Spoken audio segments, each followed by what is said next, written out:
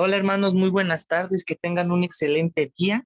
Estamos aquí grabando ya nuestro próximo proverbio, proverbio número 29, hoy 29 de noviembre.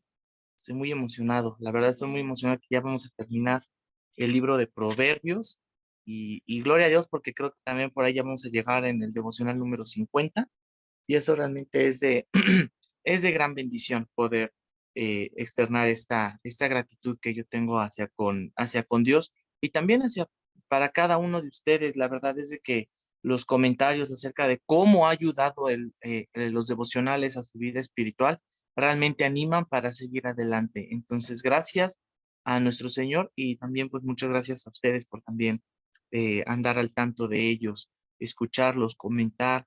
Realmente eso también en gran manera pues anima. Entonces, doy gracias a Dios por ello. Bien, hoy vamos a empezar con el proverbio número 29. Yo cuando lo leía, había unas partes en las cuales creo que tienen, igual como les mencioné el domingo, perdón, el proverbio 27, 28 y 29 son una recapitulación de los consejos ya dados, pero ahora los trata de enfocar un poquito más. Y precisamente aquí en el 29 vamos a hablar respecto también a lo que hablábamos el domingo respecto a cómo la palabra de Dios es importante en nuestras vidas, cómo la palabra de Dios es importante no solamente conocerla y leerla, sino practicarla, quede implantada en nuestros corazones. Y eso es una verdad que vamos a ver el día de hoy. La verdad, sorprendidísimo de que el Señor precisamente liga las enseñanzas o las enseñanzas de los días miércoles, que también los tenemos ahí en el canal YouTube, y también liga los devocionales y liga los sermones del domingo. Es decir, todo parece estar conjuntado para hacer uno solo. Entonces, yo estoy verdaderamente sorprendido de cómo el Señor une todo esto. Entonces, vamos a empezar, permítanme comenzar. Vamos a leer el proverbio número 29 y ya saben, me voy a detener. Esta ocasión voy a detenerme en un solo versículo y en otro para hacer una observación que bastante interesante. Proverbio 29 dice así la palabra de Dios. El hombre que reprendido endurece la cerviz, de repente será quebrantado y no habrá para él medicina. Cuando los justos dominan, el pueblo se alegra, mas cuando domina el impío, el pueblo gime. El hombre que ama la sabiduría alegra a su padre, mas el que frecuenta rameras perderá los bienes. El rey con el juicio afirma la tierra, mas el que exige presentes la destruye. El hombre que lisonjea a su prójimo retiende delante de sus pasos. En la transgresión del hombre malo hay lazo, mas el justo cantará y se alegrará. Conoce el justo la causa de los pobres, mas el impío no entiende sabiduría. Los hombres escarnecedores ponen la ciudad en llamas, mas los sabios apartan la ira. Si el hombre sabio contendiere con el necio, que se enoje o que se ría, no tendrá reposo. Los hombres sanguinarios aborrecen al perfecto, mas los rectos buscan su contentamiento. El necio da rienda suelta a toda su ira, mas el sabio al fin la sosiega. Si un gobernante atiende las palabras mentirosas, todos sus servidores serán impíos. El pobre y el usurero se encuentran. Jehová alumbra los ojos de ambos. Del rey que juzga con verdad a los pobres, el trono será firme para siempre. La vara y la corrección dan sabiduría, mas el muchacho consentido avergonzará a su madre.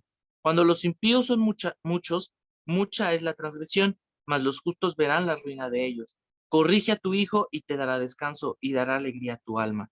Sin profecía el pueblo se desenfrena, mas el que guarda la ley es bienaventurado. El siervo no se corrige con palabras, porque entiende, mas no hace caso. ¿Has visto hombre ligero en sus palabras? Más esperanza hay del necio que de él.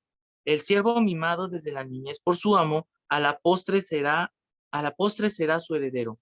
El hombre iracundo levanta contiendas, y el furioso muchas veces peca. La soberbia del hombre le abate, pero el humilde de espíritu sustenta la honra. El cómplice del ladrón aborrece su propia alma, pues oye la imprecación y no dice nada. El temor de Jehová pondrá lazo, mas el que confía en Jehová será exaltado. Muchos buscan el favor del príncipe, mas de Jehová viene el juicio de cada uno. Abominaciones a los justos, el hombre inicuo, y abominación es al impío el de caminos rectos.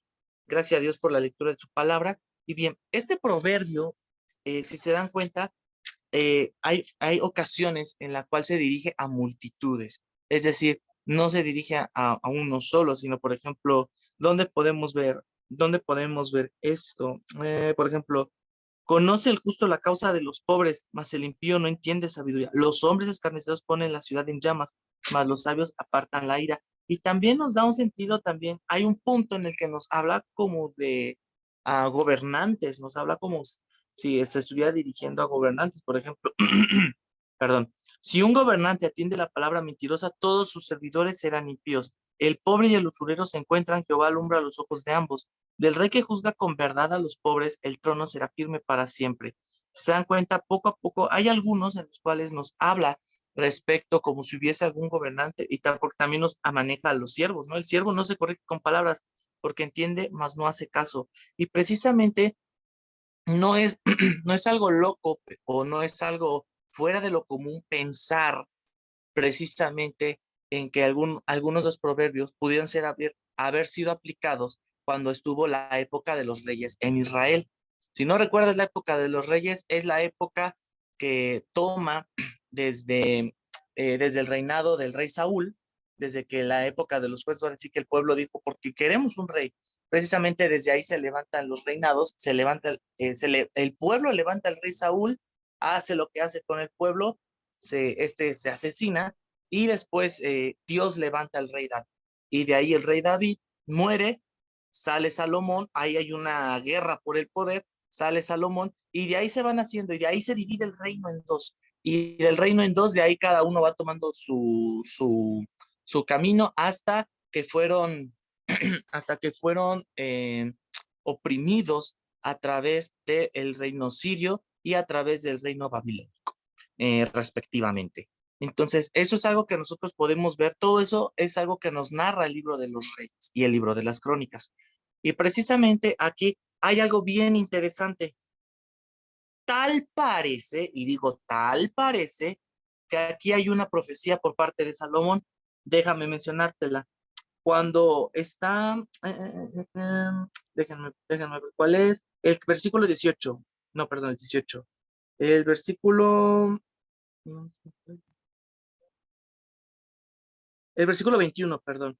El siervo mimado desde la niñez por su amo, a la postre será su heredero. Y eso realmente, cuando ustedes lean el libro cuando ustedes lean el libro de Reyes, cuando se encuentra la división del reino, van a encontrar que precisamente esto parece muy interesante porque parece que Salomón predice sin saber el ascenso de su siervo Jeroboam al trono, pero Jeroboam se trepa a raíz de los actos de Roboam, el hijo de Salomón, y es de ahí donde se divide el reino. Unos están de acuerdo con Jeroboam y otros están de acuerdo con Roboam. Entonces, tal parece que ahí hay una profecía interesante de Salomón respecto a ese tema, ¿no? Y aquí en lo que me gustaría que nos centráramos, o lo que a mí me gustaría o me encantaría que todos tuviésemos en cuenta, y en el único que me voy a detener es el versículo 18.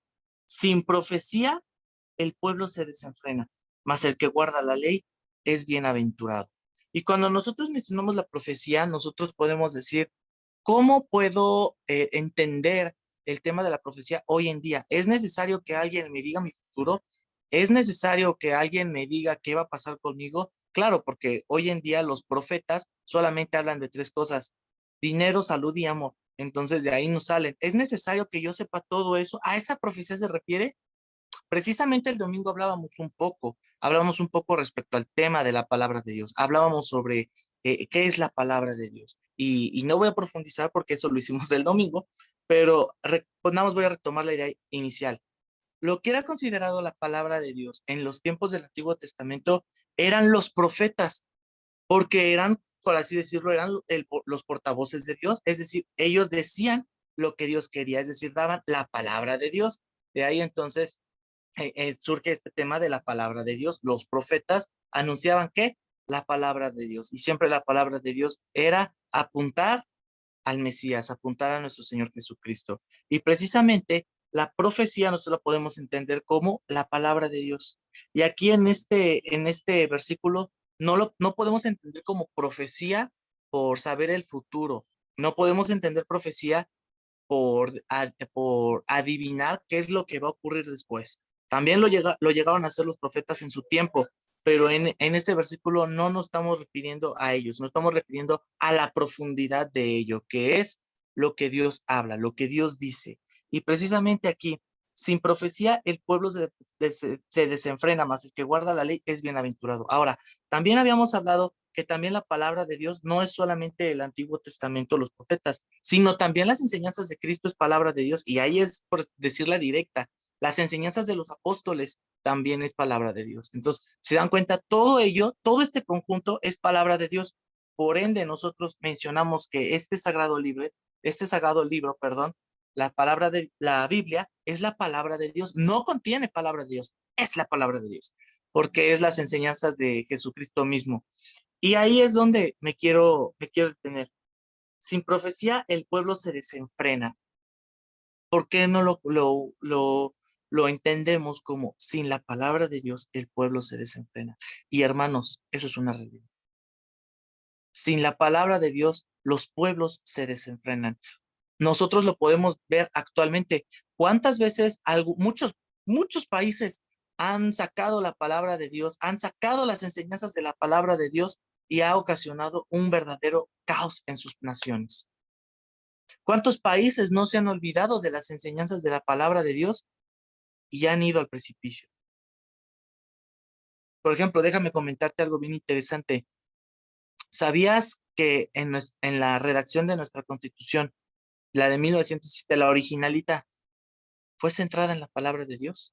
Hubieron pastores, obviamente de esos tiempos, involucrados en la redacción de la Constitución de nuestra nación.